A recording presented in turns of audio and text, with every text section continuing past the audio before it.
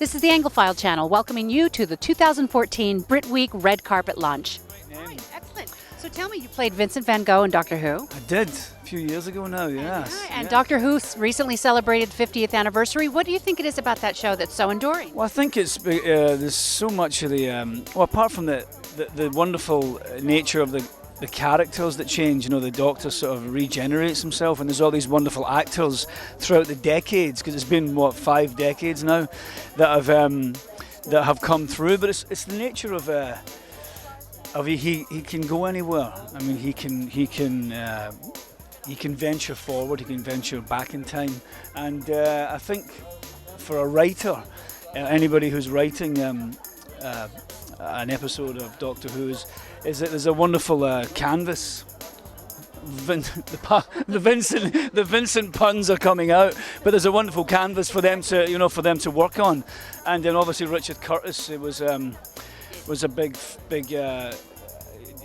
fan of Vincent and his work and his writings, and it was a great experience to actually play that part and to actually share in the the joy and the pain in many ways as well, because a lot of people have done some Q&As sometimes, and there's been many people talking about, well, I brought up the stigma of of depression and of mental health, and I think it was possibly the first time in BBC's 50 years where they actually put a 1-800 number at the bottom of the screen after Vincent and the Doctor.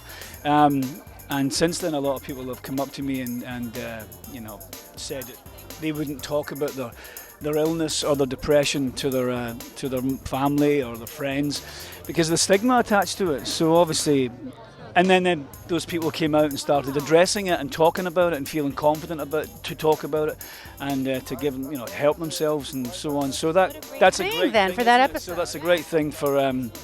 But of course, there's been many other wonderful sort of Doctor Who episodes. So if you can jump in the TARDIS today, where in time would you like to go? Oh God, anywhere, maybe Lisbon, 1967. And do you have a favorite Doctor? Tom Baker was my Doctor, I guess. He was my sort of John Pertwee, I remember, but Tom Baker was, I think everybody has a Doctor, don't they? Yes. But obviously working with Matt was David Tennant. I went to drama school with David. He's a wonderful actor, and David in many ways brought it back, didn't he? I find, Christopher Eccleston did a great job, and there was many, but I think David Tennant really brought the juice back for it, and then Matt Smith, picked off where. What do you think Peter Capaldi's going to be like? I think he's going to change it quite dramatically, because he's a sort of older Doctor now. He's more mature, seasoned, and sort of from the younger Doctors, it's gone back to a sort of more sort of wiser sort of in a sense. So I think it's going to be very exciting, So I'm looking forward to it too. Yeah. We're celebrating Shakespeare's 450th birthday this week. What do you think makes his work so enduring? And do you have a favorite Shakespearean play? I thought someone was going to ask me that tonight.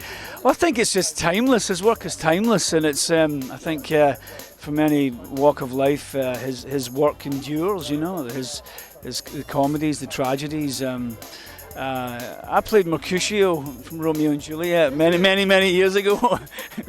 I was wearing spurs and cowboy boots. It was one of those versions. But it's. I've always been a fan of Twelfth Night and Midsummer Night's Dream, probably because I've been in them as well. Is there a role still that you'd like to play? Oh yeah, the Scottish play is obviously one you'd like to.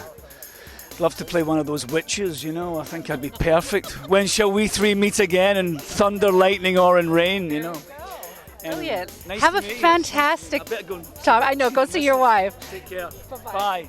Lovely to meet you. Nice meeting you. Doctor Who!